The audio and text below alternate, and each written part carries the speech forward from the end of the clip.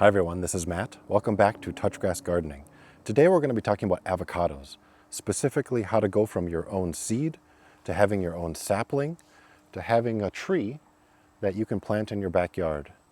Now this tree is about 3 years old now, and it started from seeds that we planted ourselves from avocados that we bought at the grocery store. And this was really the first tree that got me into gardening because during the pandemic we were so bored, we were just looking for things to do. And we started putting avocado seeds in water and growing them into trees. These were the 3 most successful seeds that we had. We decided to put them into our backyard, and 2 years later, they're huge, beautiful trees that are really among the favorite of my trees in the backyard. So I'm going to teach you how to do that. So it's pretty simple. To start out, you start with just a seed that you buy at the grocery store. You eat the avocado. Take the seed, clean it well. You don't need to peel it or anything like that. You just put 3 toothpicks evenly spaced around the avocado. Take a clear cup, fill it all the way with water, and make sure the bottom half of the avocado is in the water. Now, after a week or 2, the avocado will begin to sprout roots. And you can see the roots will go straight down. You'll see one major root, but you'll see multiple roots coming. Then you also see a stem that comes out. And after the roots get all the way to the bottom, they'll start to twirl around. And that's when you know that it's time to move it from the cup to dirt.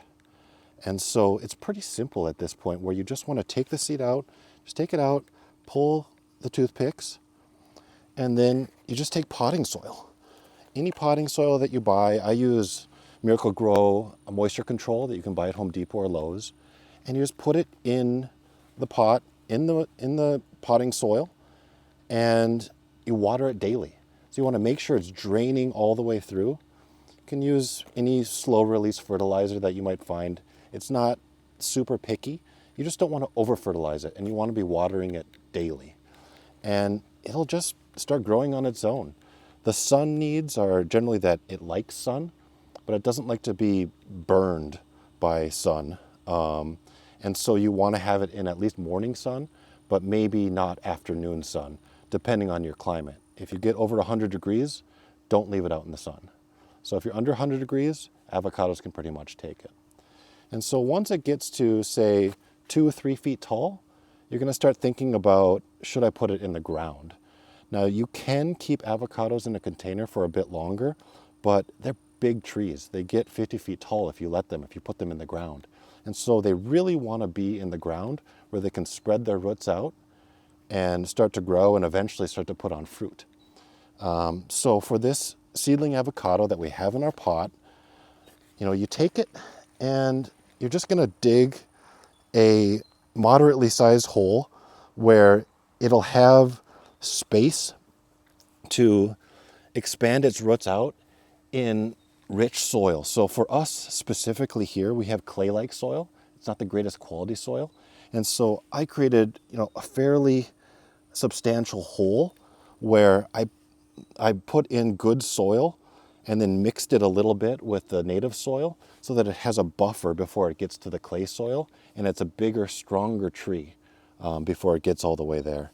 And, we just started with the potting soil in the beginning, and I didn't take any of the potting soil out. I just took the pot, put it in, and then modified that soil that was around it, and then put mulch on top. And when we planted this, it was about 5 feet tall or so. Now it's about 15 feet tall. And what you really want to think about also when you're planting is where it's going to be in your yard. So specifically for us, we're in Arizona, and you want to choose a spot where it's not going to be in the afternoon sun.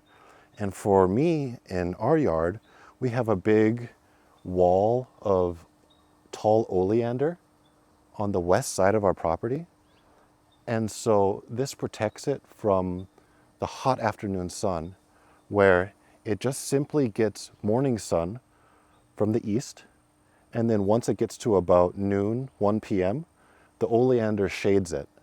And so you really want to think about a spot where you're getting morning sun if you're in a super hot climate, If you're in California or somewhere temperate, you can just plant it out in the sun all day.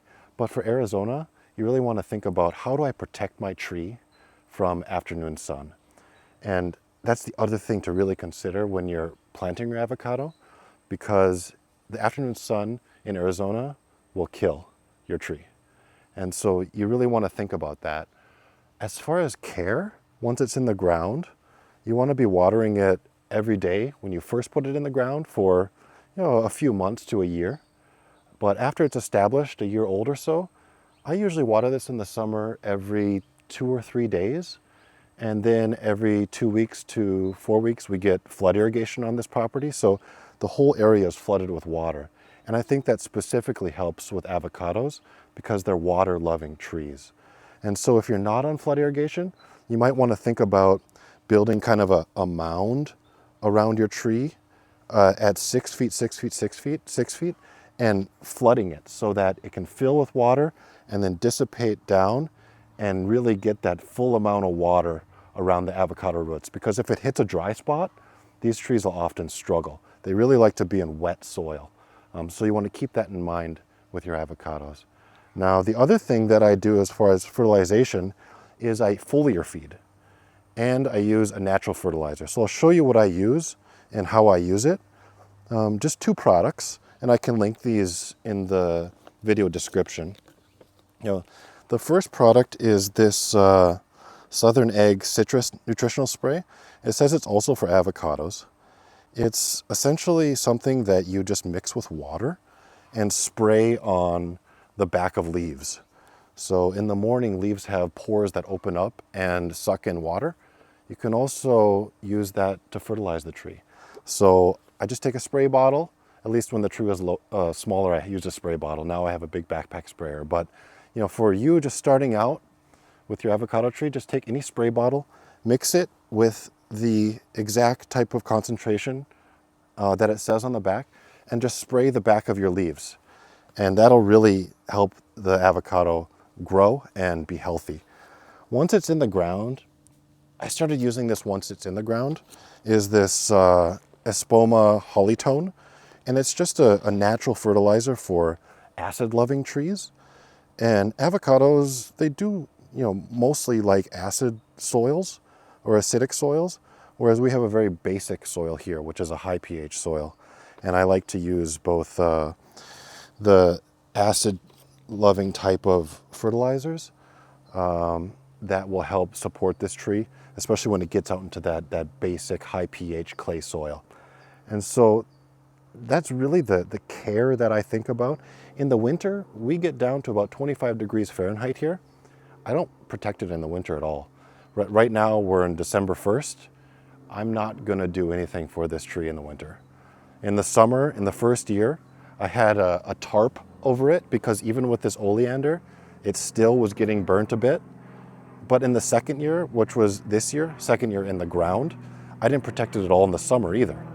So now this tree is just going on its own fine in both the summer and winter, which after 2 years in the ground is really what you want from your trees, because you don't want to have to baby your trees every season. It just makes gardening less fun because it's a lot of work. So, you put in the time and the effort for the first 2 years, and then you're going to have a tree like this that's going to go on its own.